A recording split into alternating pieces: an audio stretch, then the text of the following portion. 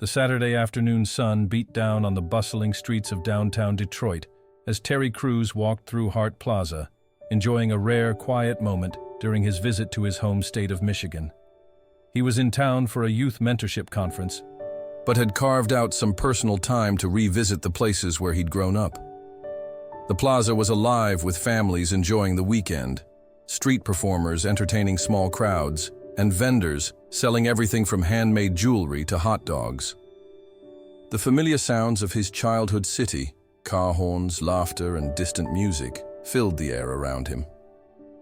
Terry had dressed down for the day in a simple Tigers baseball cap, sunglasses, and a plain black t-shirt, hoping to blend in and avoid the attention that usually followed him in public.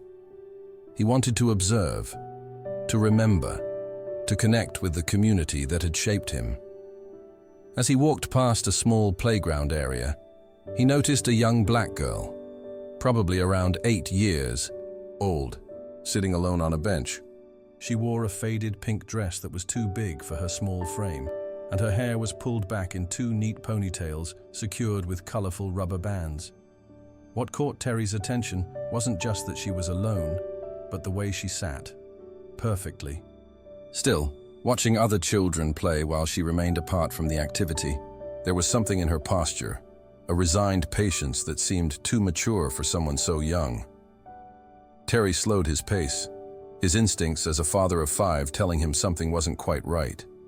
The girl's eyes followed other families as they passed by with ice cream cones and snacks, her gaze lingering particularly long on a group of kids sharing a bag of cotton candy.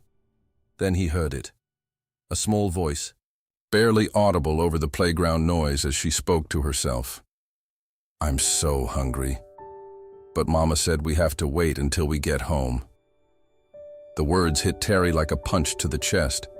He recognized that tone, that resignation. It was the same voice he'd used as a child in Flint when there wasn't enough food to go around, when he'd learned to suppress his needs to avoid burdening his struggling parents. Terry's steps came to a complete stop as memories flooded back. He remembered being that age, sitting in similar situations, watching other kids enjoy treats while he waited, hungry and patient, because his family simply couldn't afford extras. That girl shifted slightly on the bench, and Terry could see her more clearly now. Despite her neat appearance, someone had clearly taken care to make sure she looked presentable.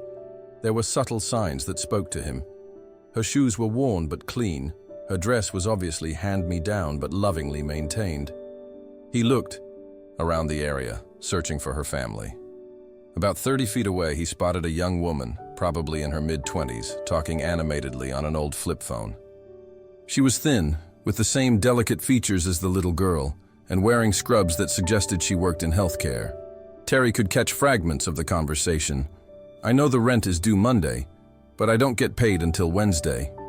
I'm trying, I really am." The woman, clearly the girl's mother, sounded exhausted, stressed, and desperate. Terry recognized that tone too. It was the same way his own mother had sounded during their hardest times when she'd thought the children weren't listening. The little girl on the bench seemed to sense her mother's stress. She didn't call out, didn't complain, didn't even fidget. She just sat there, small hands folded in her lap, accepting her hunger as part of life. Terry felt his heart breaking for this child who was learning, far too early, that wanting something and getting it were 2 very different things. He approached slowly, not wanting to startle her. "Hey there," he said gently, removing his sunglasses so she could see his eyes. "Mind if I sit down?" The girl looked up at him with large, intelligent, brown eyes that held a maturity beyond her years. "I guess," she said quietly, scooting over to make room on the bench. "I'm Terry," he said, settling beside her but maintaining a respectful distance. "What's your name?" "Zara," she replied, her voice soft but clear. "That's a beautiful name. Are you here with your family today?" Zara nodded toward her mother. "That's my mama. She's talking about grown-up stuff again." Terry could hear the weariness in such a young voice, and it broke his heart all over again. Terry sat quietly with Zara for a few moments, both of them watching the activity around the plaza.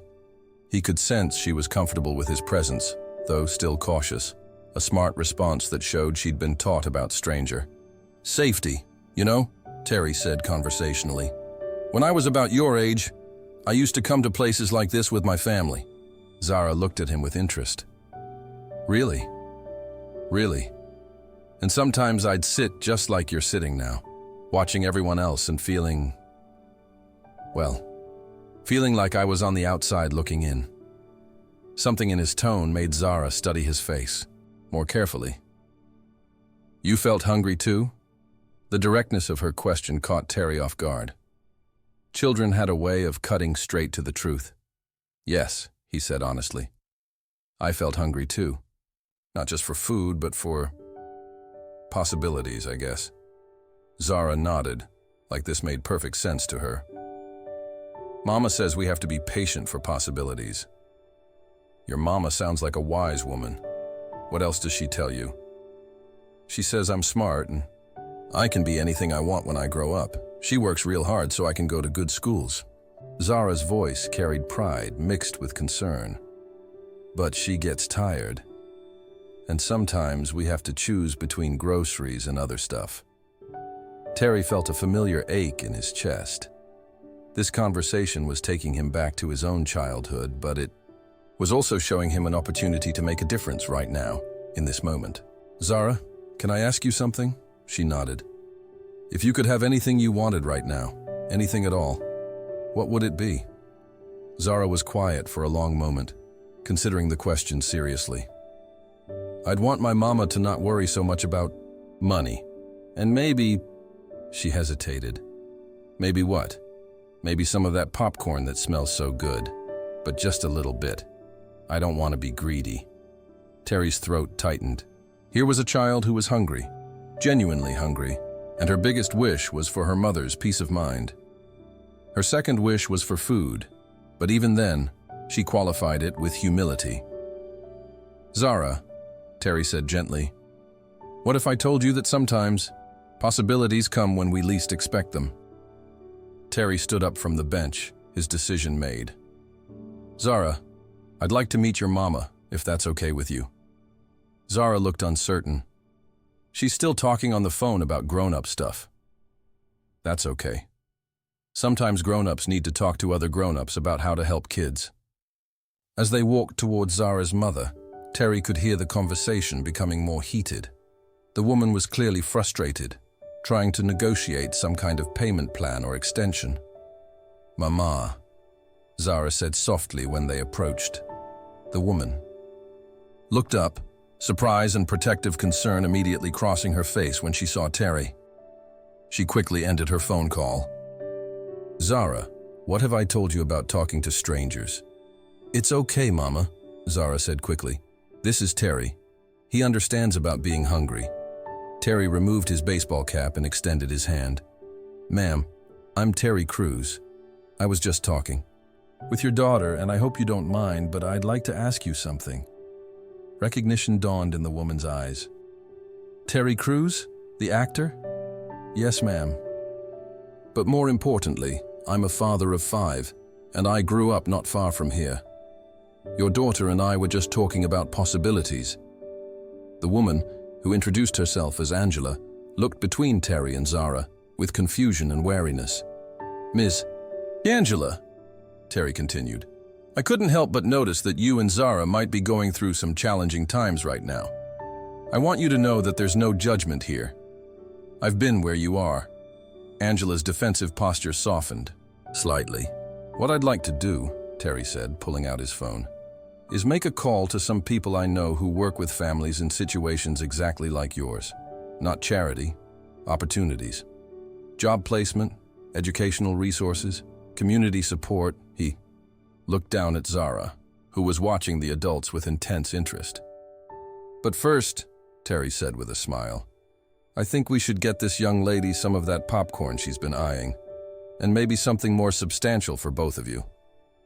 "Mr. Crews," Angela said, tears forming in her eyes, "I can't accept..." "You're not accepting charity," Terry interrupted gently. You're accepting help from someone who remembers what it felt like to be 8 years old and hungry, watching other kids enjoy things I couldn't have. He knelt down to Zara's eye level. And you, young lady, are going to help me remember why it's important to look out for each other in this world. What happened next left everyone in the surrounding area speechless. Terry didn't just buy Zara popcorn. He sat with the family for 2 hours, making phone calls, connecting Angela with resources, and arranging for genuine opportunities that could change their trajectory. By the end of the afternoon, Angela had 3 job interviews lined up. Zara was enrolled in a free after-school program, and both mother and daughter had a support network they hadn't known existed. As Terry prepared to leave, Zara hugged his leg tightly. "Thank you for understanding about being hungry," she whispered. "Thank you for reminding me why possibilities matter," he whispered back. 6 months later, Angela had a stable job. They'd moved to a better apartment, and Zara was thriving in school. Terry stayed in touch, not as a celebrity benefactor, but as someone who understood their journey.